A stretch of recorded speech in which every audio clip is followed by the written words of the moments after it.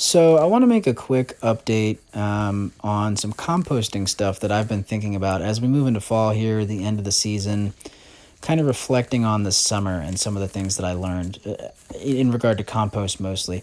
What you were just seeing there was I think some black soldier fly larvae that have moved into this composting bin where I process most of my own household food waste, mix it up with browns, turn it every now and then. It's a pretty lazy pile. And there's not a ton of management involved. It's loosely, you could kind of call it a static pile. I do occasionally turn it. And this is basically just the initial breakdown process. I will feed this, once this all breaks down further in ages, I will feed it to worms most likely, is my plan for this pile. But anyway, that's kind of an aside. You can see some ants, and there's all sorts of things crawling around in here. Many organisms eking out a life in this pile, which is cool. But I mostly want to talk about some issues I've had, and I've had a change in philosophy, basically. Just to cut to the chase, in the past, I have been kind of against covering my compost piles with tarps because, the way that I was taught through the soil food web school is that tarps are going to prevent, they're going to slow down air exchange and the ability for oxygen to penetrate into the pile. And to some extent, I do think that is true and something to consider. But I've had some big issues here that I think may be somewhat unique to the Southeast, or maybe exaggerated in the Southeast, which have to do partly with moisture loss, but also partly with just grasses that I don't want pushing into the pile. And I'll show you that here in a minute. But one of the solutions, I think, is actually to tarp piles to help hold in some moisture and help to prevent some of the weeds. You can see the grass here. So where you see the grass in the center of the screen, these are warm season grasses. They have pushed through, below them is at least a foot of wood chips. And throughout the growing season, they partially punched through from the bottom, but I think largely they just, through their horizontal spreading rhizomes, the runners, they just kind of climb from the side. It's a gentle slope, and so they just start to climb up and punch down through it and punch up from below, and they're all tangled up in this stuff. Very, very hard to remove them. If I had a different sort of weed that didn't have those horizontal branches, it would be much easier to weed them. Once these get into something, it's very hard to get them out.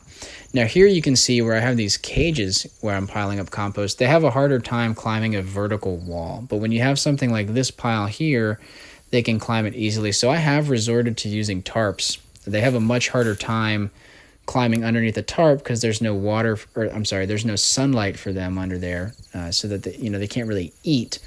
So it's less inviting for them to climb up under there.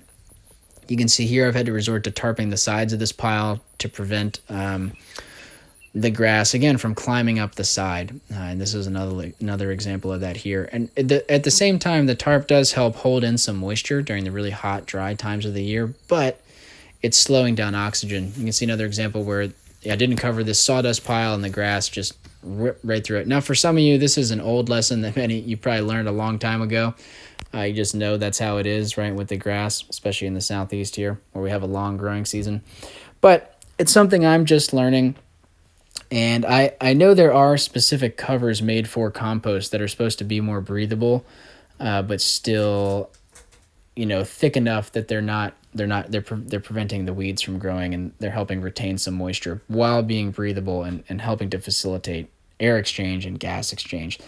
I'll try to put a link to that in the notes down below to where you can get some of those. I don't have any on hand right now, but it's something I'd like to explore getting in the future. You can see this pile is pretty dry. I only just put a tarp on it now. Before it was just out in open air, and it loses water pretty fast. So I'm watering it and now tarping it to help keep some of that moisture locked in. And this has just been a theme throughout this summer, is having grass grow where I don't want it in the piles and having water leave faster than I want it. And like I said, I've changed my mind, and I'm experimenting with tarping to keep these little guys, those worms, happy. That's what it's all about. So just a snapshot in time where I'm at right now, what I'm thinking on compost and tarps, and just felt like sharing that little tidbit with y'all. So